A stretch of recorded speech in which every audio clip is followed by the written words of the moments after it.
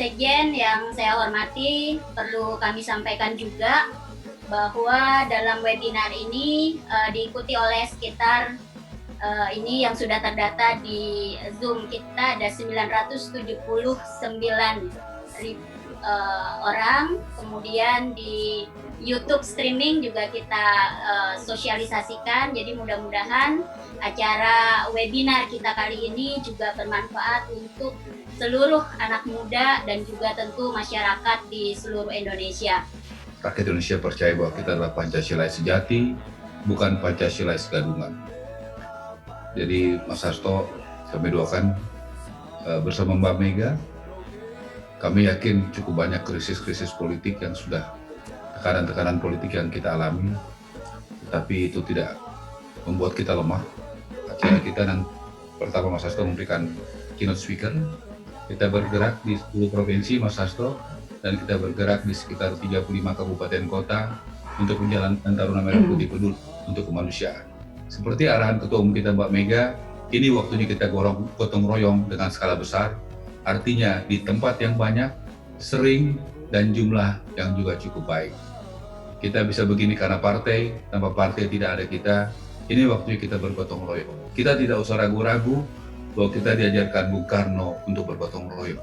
Kita bangga karena Bung Karno mengajarkan kita untuk gotong royong, dan Mbak Mega juga mengajarkan kita untuk gotong royong berskala besar. Tunjukkan merahmu, tunjukkan bantengmu.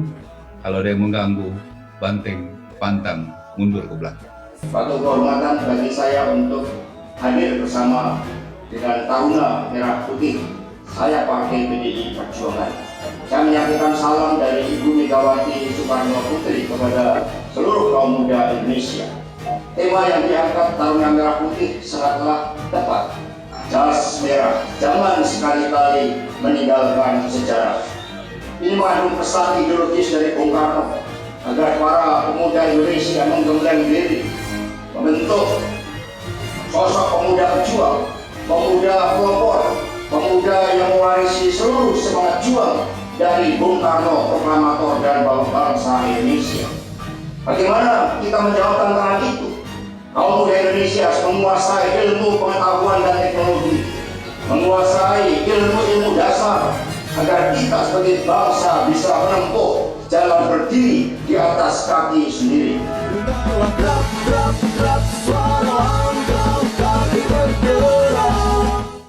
Apa sebenarnya cita-cita dari saya dan tim TPK ini? Saya bercita-cita menginginkan agar TPK ini diterapkan secara nasional oleh Presiden dan seluruh pemerintah.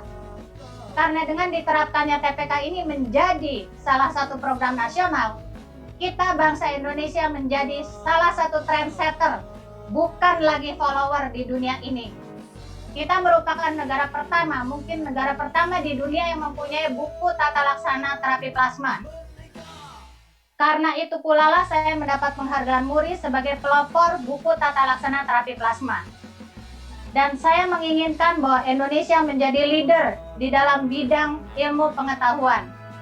Karena bangsa yang bisa menguasai ilmu pengetahuan, itu bangsa itu akan menjadi yang terdepan di antara bangsa-bangsa di dunia. Apa selanjutnya yang saya inginkan dengan membawa terapi plasma ini? Banyak. Yang pertama itu adalah kita bisa saling menolong.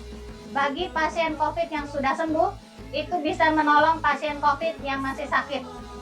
Hal itu merupakan dasar daripada jiwa bangsa Indonesia sebagai bangsa yang bergotong royong dan tolong menolong.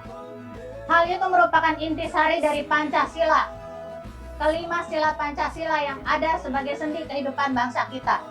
Kita wujudkan dalam kehidupan kita sehari-hari dan dalam kehidupan kita saling menolong sesama kita. Jas merah yang dimaksud yaitu mengenai bagaimana kita menghargai jasa para pahlawan dan menunjukkan karakter positif di dalam diri kita. Jadi perjalanan negeri kita itu untuk menuju satu kesatuan itu terus terang betul-betul sangat penuh dengan konflik, penuh dengan drama, penuh dengan darah dan air mata, sehingga kita ini harus punya satu tekad untuk bisa menjadi orang-orang yang tercatat di dalam sejarah. Saya sendiri nggak berpikir untuk menjadi orang yang tercatat dalam sejarah, karena buat saya sebenarnya saya menghormati sikap para pemuda di tahun 1928 yang mampu menaruh ego mereka di atas meja. Semua suku, semua agama, dan dari semua provinsi yang ada, mereka mengikrarkan diri untuk menjadi satu bangsa, satu tanah air, dan berbahasa satu, yaitu Indonesia. Saya yakin semua kawan-kawan Taruna Merah Putih di sini, kalau saya hanya anak kepala desa, bisa menjadi bupati 2 periode, dan saya bisa menjadi ketua HIPMI nasional. Saya yakin kawan-kawan semuanya juga bisa membuat sejarah.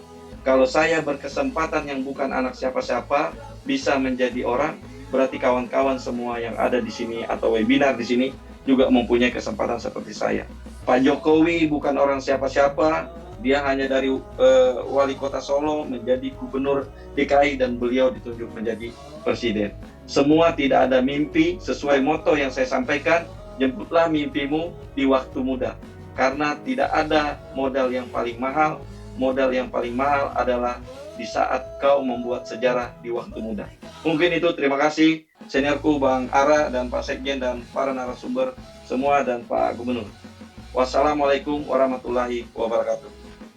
Bangsa Indonesia besar sekali kok, penduduknya banyak. Kalau kita bisa penuhi kebutuhan kita sendiri, dari dalam sendiri, dari kekuatan bangsa sendiri, dari hebatnya anak-anak muda tadi itu disampaikan, maka sebenarnya disinilah gen yang kita dapatkan itu akan betul-betul bisa merubah konstelasi politik dunia, karena kita sanggup untuk melakukan pembenahan itu. Kita sebagai kader PDI Perjuangan memiliki ideologi Pancasila serta